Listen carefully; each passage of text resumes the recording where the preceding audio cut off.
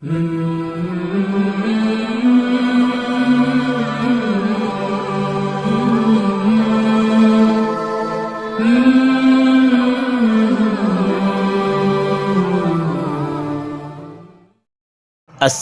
علیکم۔ آج دنیا میں بہت سے لوگوں پر اللہ تعالیٰ کی طرف سے آزمائش آتی ہے۔ اس کی ایک وجہ یہ ہے کہ لوگ ایسے اعمال کر رہے ہوتے ہیں جس کی دین میں کوئی حقیقت نہیں، جس کی شریعت میں کوئی اصل نہیں ملتی، قرآن و حدیث میں اس کی کوئی دلیل نہیں ملتی۔ ایسے اعمال کو بدعات کہتے ہیں۔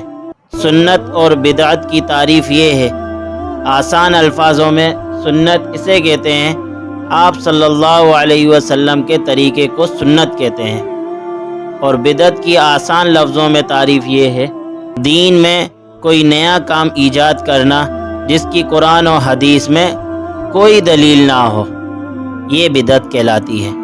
سنت اور بدعت کو پہچاننے کا سب سے آسان طریقہ یہ ہے کہ سنت تمام افراد میں، تمام فرقے میں، تمام قبائل میں، تمام کے تمام ملکوں میں ہر جگہ ایک سی رہتی ہے، اور بدعت ہر جگہ ایک سی نہیں رہے گی، بلکہ مخصوص افراد کے اندر الگ پائی جائے گی، کسی ایک فرقے میں الگ پائی جائے گی، کسی ایک ملک میں الگ پائی جائے گی، کسی ایک فرد میں الگ پائی جائے گی۔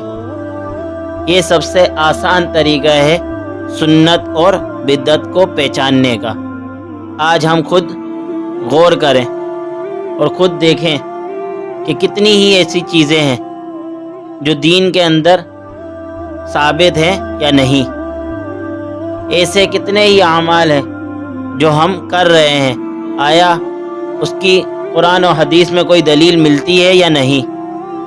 کہیں ہم بدعات تو نہیں کر رہے، کہیں ہم بدعت کو سنت تو نہیں سمجھ رہے جس کی وجہ سے اللہ تعالیٰ کی آزمائشیں ہم پر آ رہی ہیں۔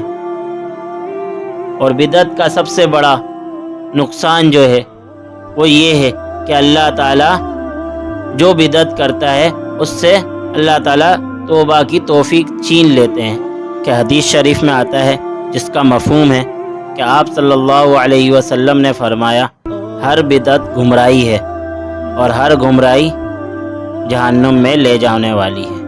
تو آج ہم خود غور کریں کہ کہیں ہم بدعت تو نہیں کر رہے کہ جس کی وجہ سے اللہ تعالیٰ ہم سے توبہ کی توفیق چھین لے، اور جب ہمیں توبہ کی توفیق نہیں ملے گی تو ہمارا جو ٹھکانہ ہوگا وہ جہنم میں ہوگا۔